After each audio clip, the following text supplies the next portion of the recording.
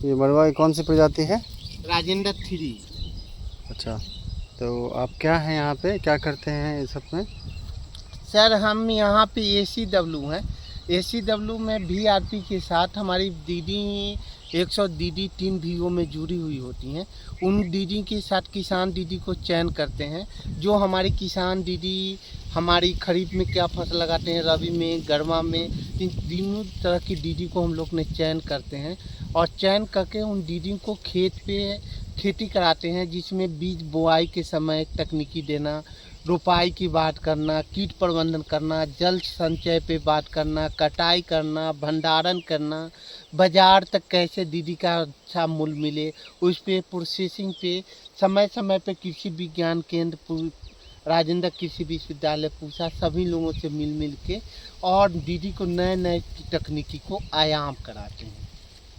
तो अभी तक आपने क्या क्या नया कुछ किया है और दीदियों ने क्या खेती में क्या ऐसा सर इनोवेशन किया? नया में ये है कि यहाँ पे पहले मड़ुआ की खेती नहीं करते थे दीदी, जैसे कि मिलेट अंग्रेजी में मिलेट कहते हैं और हिंदी में सीरी अन्न की बात हो रही है। तो सीरी अन्न की खेती पहले दीदी लोग नहीं करती थी और मूंग की खेती नहीं करती थी और तिल की। तो जो हमारे यहाँ मुख्य रूप से पहले 2 तरह की फसल होते थे, एक खरीफ और रबी होते थे, मगर हमने जब से आए हैं तो एक तीसरा फसल का आयाम दिया हूँ, जिसमें गरमा में फसल में जो हमारे दीदी के बीच में खेती होते हैं, जैसे कि हमारा खरीफ और रबी के बीच में जो समय जो बच जाते हैं, उस बचे हुए खेत में एक तीसरा फसल लेने का आयाम हम लोग ने किए हैं। उस आयाम में है कि मड़ुआ का खेती करना, मूंग की खेती करना, तिल की खेती करना, उसके बाद में सामा का खेती करना, सब्जी की तरह तरह की सब्जियां को उगाना। माने यही सर हम लोगों का मुख्य रूप से आयाम है कि ताकि हम लोग दीदी के बीच में आमदनी बढ़े और दीदी की जब तक आमदनी नहीं बढ़ेगी ताले तक दीदी समूह में लेन देन करने में कमज़ोर बन जाए। तो क्या जीविका से जुड़ने के बाद जो काम हो रहा है दीदियों का, तो उससे उनकी आमदनी बढ़ी है? इन सब काम जो आप बता रहे हैं कि मूंग की खेती करवाया आपने और मड़ुआ की खेती करवाया आपने, शुरू करवाया आपने, यानी गर्मा से रिलेटेड जो है खेती करवाया, तो क्या इससे आमदनी दीदियों की बढ़ी है? सर इससे तो आमदनी ही बढ़ी है। आमदनी तो बढ़ना आगे की बातें हैं। सबसे पहले बात है जो हमारी ज़मीन में जो खेती कर रहे थे गर्मा और रबी और खरीफ, उसमें बीच में ये है कि ज़मीन में ग्रीन मैन्योर नहीं होता था। जो ज़मीन में हरी खाद हम लोग ने कुछ नहीं दे पाते थे। मूंग के द्वारा, ढैंचा के द्वारा, सब्जी का फसल का अवशेष को गाड़ने का काम, मड़ुआ का डंठल गनने का काम, ये सब जब करना शुरू किए हैं तो ज़मीन में उर्वरा शक्ति बढ़ना शुरू होगा। और साथ साथ दीदी का मूंग का फसल तोड़ाई करने से मूंग का भी निकलना शुरू हो गए हैं, मड़ुआ से आमदनी आना शुरू हो गए हैं, सब्जी से आना आमदनी शुरू हो गए हैं। ये सब चीज़ें से हम लोगों की दीदी की आमदनी धीरे धीरे बढ़ना सर शुरू हो रहे हैं। और इसका खर्च पहले से थोड़ा हमारे खेत में मूंग का जहाँ हम मसहनी कर देते हैं, खेत में गाड़ते हैं, उससे हमको ज़मीन में उर्वरक देने की मात्रा कम हो जा रही है। जो हमारा 25% पहला साल उर्वरक कम लग रहे हैं, उसके बाद में हम लोग रेशियो निकाल रहे हैं कि 25 से 30% तक बढ़ रहे हैं। धीरे धीरे जाकर हम लोग ने ज़मीन में हरी खाद का मात्रा बढ़ाते हुए और उर्वरक को मात्रा को कम करते हुए की बात है। सबसे पहले बातें हैं कि मड़ुआ की खेती 2022 में, इसके लिए सबसे पहला बात है कि हम लोग ने विचार किए थे कि हम लोगों का बीच में मड़ुआ का खेती शुरू हो कि ताकि दीदी के आमदनी बढ़े। तो उसके लिए कृषि विज्ञान केंद्र, कृषि विश्वविद्यालय से संपर्क करके दीदी के बीच में एक दीदी शुरू की। उसके बाद में 5 दीदी शुरू की। पहला साल जब 5 दीदी की तो दोबारा साल हम लोगों को 150 दीदी की। इस साल हम लोगों के बीच में 300 से अधिक दीदी मरुआ की खेती करना शुरू की हैं।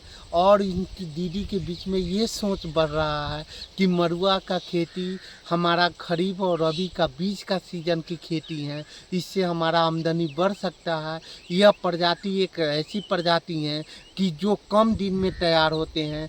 जो ऐसे मरुआ की 4 प्रजातियां हैं, जैसे 4 प्रजाति में एक राजेंद्र 3 जो प्रजातियां हैं वो 70 से 75 दिन में कट के तैयार हो जाती हैं, माने फसल तैयार हो जाती हैं। जिससे हमारी दीदी का सोच ये बहुत ज़्यादा बढ़ रहे हैं और इससे हमारी दीदी की आमदनी भी बढ़ रही है। और आगे साल ये प्लान बना रही हैं कि एक पूरे बीओ में किसान दीदी के अलावा और दीदी भी खेती करने की इच्छुकता बढ़ रही है। इसमें जीविका से क्या फ़ायदा मिला इस किसान खेती करने में, ख़ास करके मरुआ की खेती में क्या फ़ायदा मिला है? सर सबसे पहले बात है जीविका के दीदी क्या है कि समूह में जुड़ी हुई दीदी है। ये दीदी क्या है कि समूह में खेती करती हैं। एक दीदी के देखा ही इसकी समूह में बहुत सारी दीदियां करना शुरू। तो सबसे पहले बात है कि राजेंद्र कृषि विश्वविद्यालय पूसा द्वारा जीविका के दीदी को पहले जानती थी कि वो समूह की दीदी हैं, सिर्फ पैसा लेन देन करना जानती हैं। मगर जब वो दीदी के बीच में गई परखी तो ये दीदी खेती करना जानती हैं, खेती करती हैं। उनको मालूम हुआ तो सबसे पहले हम लोगों को बुलाया गया। उसके बाद CLF को खबर किया गया, BPI को खबर किया गया, सूचना दिया गया और DPM सर से कृषि विज्ञान केंद्र के वैज्ञानिक मिले और उन दीदियों के साथ मिलकर और ऐसी खेती को आयाम कर रहे हैं कि जैसे कि मरुआ का खेती करें, उसका प्रसंस्करण भी करने की बात कर रहे हैं। प्रसंस्करण में आटा तैयार करना, मरुआ का बहुत सारा सामान बनाना, इडली बनाना, डोसा बनाना, बिस्किट बनाना। उसके बाद में मरुआ को हमने कैसे बाहर अच्छा से अच्छा रेट में बेच सकते हैं, उसके लिए प्रोसेसिंग कैसे करना, प्रोसेसिंग के भी सामान पे भी उन लोग ने सहयोग कर रहे हैं कि हम लोग प्रोसेसिंग का सामान देंगे और आगे दीदी लोग बढ़ेगी तो हम पूरी सहयोग करेंगे। तो इनमें अब तक उन लोगों को ट्रेनिंग भी दिया गया और यहाँ कहाँ ट्रेनिंग कहाँ दिया गया था? सर सबसे पहले बातें हैं कि ये ट्रेनिंग जीविका में CLF रचना CLF में यह सूचना मिली और रचना CLF के द्वारा में आधारित कृषि विज्ञान केंद्र में एक मीडिया कार्यक्रम के तहत में ट्रेनिंग दिया गया और उसमें 5 दीदी की ट्रेनिंग कराई गई और 5 दीदी ने खेती की। 5 दीदी के बाद में 150 दीदी जब तैयार होने से पहले 30 दीदी को राजेंद्र कृषि विश्वविद्यालय पूसा में डॉक्टर श्वेता मैम द्वारा उस CLF को चिट्ठी दिया गया और चिट्ठी के माध्यम से यहाँ दीदी गई और वहाँ पर प्रशिक्षण किए। तो यहाँ 150 दीदी देखा है इसकी खेती की। उसके बाद में अब की कुल 60 दीदी ट्रेनिंग ली हैं, जिसमें 300 से अधिक दीदी मरुआ पे मिलेट पे काम कर रहे हैं। क्या नाम है आपका और कब से यहाँ पे काम कर रहे हैं, किस पद पे काम कर रहे हैं? सर मेरा नाम राजेश कुमार हुआ, हम ACW पद पे काम कर रहे हैं।